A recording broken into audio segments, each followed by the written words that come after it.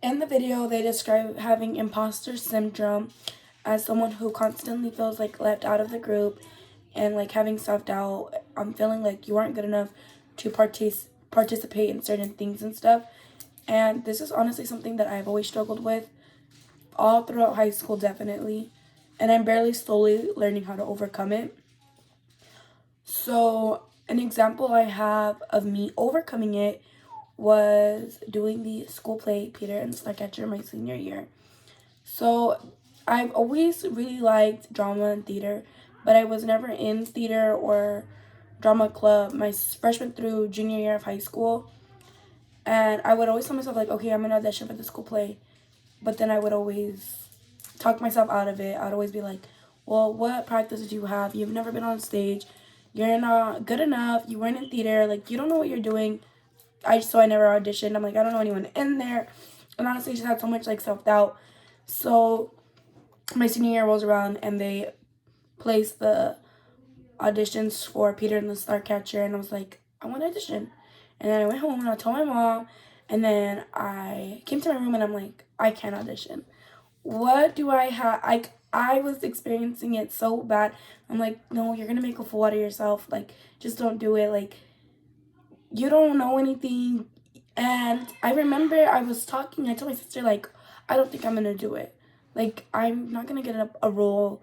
I don't have anyone to do it with. My sister's like, dude, this is something that you always wanted to do. Just do it. And I just like let that sit in my head for a bit. And I remember telling myself, like, dude, just do it. Like, just audition. If you don't get the role, you don't get the role. But you know, you try to get the role. Like, you try to be a part of it. And I was like, okay, so I'm going to try. And I just have to tell myself constantly, like, everyone starts somewhere. Whenever I have self-doubt about a certain thing, I'm like, everyone starts somewhere. You have to start somewhere if this is something you really want. You get me? So I did audition, and I did get a role. It wasn't like a major role, but it was still a role. And it was so much fun. And it was like the highlight of my senior year. And when I experience imposter syndrome nowadays, I always tell myself, what if this opportunity never comes again? And you're just going to live with the regret of not doing it because you were too embarrassed or too shy, or you just honestly felt like you weren't good enough. Like, that's so ridiculous to me, especially dealing with like COVID and 2020 and the pandemic. I was a class of 2020, so my senior year got cut. I didn't get to graduate. I didn't have a prom. So I feel like I always think back on that. Like, you never really know when certain things are going to end and when opportunities are going to come again. So you should always just take the opportunity regardless of what anyone thinks and stuff.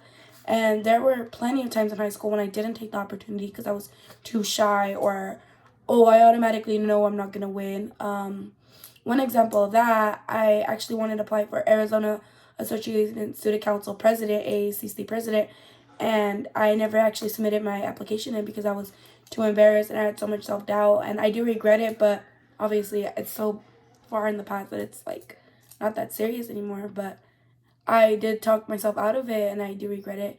So when things like that come around, I often think about that situation, and I'm like how much you regret it because you were so shy. And I think ever since then, I just told myself, like, you can't be shy. Like, it's honestly your world, and everyone else is just living in it. And if I want to get more specific, I'm like, you're literally just the dust in this whole galaxy. Like, 20 years, it's not going to matter, so just do it. And that's how I overcome imposter syndrome. Thank you for listening.